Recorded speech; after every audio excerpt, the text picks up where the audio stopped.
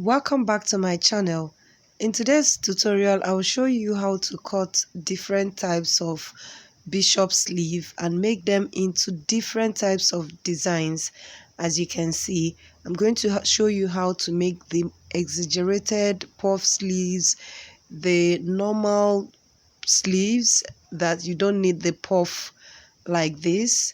I'll be showing you all of that in this video, so make sure you continue watching till the end. So I have different types of sleeve. I've made samples of sleeves that we're going to be using for this. So we have 4 pieces here. This is what we're going to use to start. So here is my basic sleeve. You're going to need a basic sleeve. So first thing you would do is to divide your sleeve into 6 places. This is standard when you're making bell sleeve. Remember, a bell sleeve is the same thing as a bishop sleeve or a funnel sleeve. So I'm going to divide my pattern into 6, as you can see me doing. I'll go ahead and slash these 6 lines open. Make sure they are all equal. Next, after slashing all these lines, I'm going to spread it. Remember, throughout this video, we are going to be slashing and spreading, but the pattern of the spreading and the slashing is what matters. So here I have gone ahead and slashed this open and added 6 inches all around. You can do 4 inches. So make sure you watch to see the design of the pattern, how I spread the slash and spread. Can you see the front? I made the same thing on both sides of the front. So the other rest, they are all 4 inches apart. So this, I've already added sewing allowance before I started the slash and spread. So I'll go ahead and cut this out and show you how this looks after sewing it. You can overlock this and fold it once and hem it, or you can use elastic and make elastic casing for that. So after cutting it, I'll show you how this will turn out. So you can see how the bell sleeve turned out. You can reduce your slash and spread. Next, we're going to the next pattern. For this is almost the same thing, but you're going to be adding band to this. So I have reduced some inches for the band for this, and I've also cut it into 6 places. Remember, I told you we'll be slashing and spreading all this. The only difference with the first one and this one is that I have reduced the length of the length of the band. So I marked a straight line here and placed this in the center. You can also use this method when you're doing the first one. So for this, I added 4 inches here, 4 inches here, 4 inches in the center here, also 4 inches here. But at the back, I added 10 inches here because I want the back to be bigger. So here I added 10 inches. Also the same thing towards the back, I added 10 inches. So this is going to be for the back side. So watch how I'm going to mark for the hem. For the first one, I made the hem to be equal, you can see, and then I used 6 inches all through for the slash and spread. But the second one is not equal, if you noticed. So the way you're going to mark the hem, you're going to make the back side to be longer than the front side. So watch carefully how I'm going to mark the hem. Starting here, I'm going to come down like so. Sorry, it went off camera. So but watch how I'm cutting, drawing this, making the back lower than the front. I hope you notice what I'm doing. But make sure when you come to the side is going to be equal, so that the both sides are equal when you close the armhole. So I'll go ahead and cut this so that you will understand what I'm trying to say. So I know some of you will be asking why I increase the hem.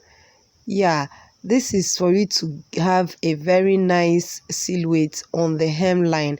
It's going to give it this puffy effect on the band. If you notice, whenever you see some sleeves, they have a ruffle over the band.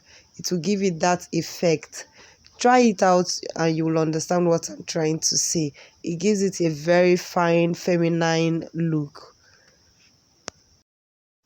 So after cutting this out, you're going to add this into your band. You're going to sew it into your band. But for me, I didn't sew it into the band because this is just for the tutorial. So this is how it's going to look. Can you see? Yes, gives it this puffy effect. You will not even notice the extra you have added to the hem. So this is the third one. Also, we have marked this, divided it into 6 and added all the sewing allowances, as you can see. So this is another design of the puff. For this also, I'm going to go ahead and cut this open, but this time around I'm going to separate all the patterns, all the slash and spread I'm going to make. So this looks more like the first one, but there is a difference when you're placing it. You see, I have placed this, I've made out the flare, added the fullness at the hem, and also at the top, that's at the shoulder. If you notice, I added some inches up there so that I'll be able to gather the upper side, unlike the other one that you don't need to gather it, but this one you're going to gather it, which will make it have a very, very fuller, exaggerated effect.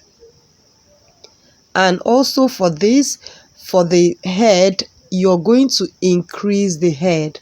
You can do this to all of them, but I chose to do it to just this one. So I'm going to increase the head, the sleeve head, so that I will have another puffiness at the armhole there, so that it gives me that puff sleeve effect. So this also, I increase the hem just in front. I also increased it and also added this so that I'll be able to gather it. So also you can see the lower part, whenever you gather it, it will give you that puffy effect. So after sewing it, this is how it's looking. Can you see how puffy it's looking and very, very exaggerated? Now to the fourth and the final one for today. So I've also added my sewing allowances all around, as you can see. So for this one, we are going to all do some alterations or some shapings. I'm going to shape the side seam. I want the upper arm to look fitted and then it flares out. So I'm shaping in this just shape it in to look like you're having a fitted sleeve. That's what I'm going to do. So I'll go ahead and cut out that area. Also, I'm still using the slash and spread method. You're going to also watch how we're going to make this particular slash and spread is different from the ones we have made before. So you decide how long you want the sleeve, the fitted part of the sleeve to be. Let's say it's 7 inches. So you're going to mark this line here where you want the length of the fitted to be. So from here, you're going to make the pattern of the slash and spread. You cut the first one here like this, also come down and go in and make the shape of the slash and spread as you see me doing. Do the same thing on the other side. It has to be the same thing you did to the other side. That's what you're going to do. So this is what I have like this. I'm going to go ahead and cut this open. Watch carefully how I'm making this. This can be confusing, but if you watch closely and pay attention, you will be able to grab it. So I'll go ahead and cut the slash and spread and show you the next thing to do. If you have watched this video till this time, don't forget to give this video a thumbs up and subscribe if you haven't. Please help me grow my channel by dropping a comment, liking this video. And this is how you're going to spread your slash and spread. Can you see? So after doing that, I put it on another pattern paper and cut it out on my fabric. This is going to give it, if you notice the lower part, I also increased it. Can you see how I increased the lower part, but the side still remains the same? It's just the front pattern. So after doing that, this is the final look, guys. It's looking very, very lovely. Try this out on a shirt, dress, or shirt. You will love it. Guys, we have come to the end of today's sewing tutorial. See you guys in my next video.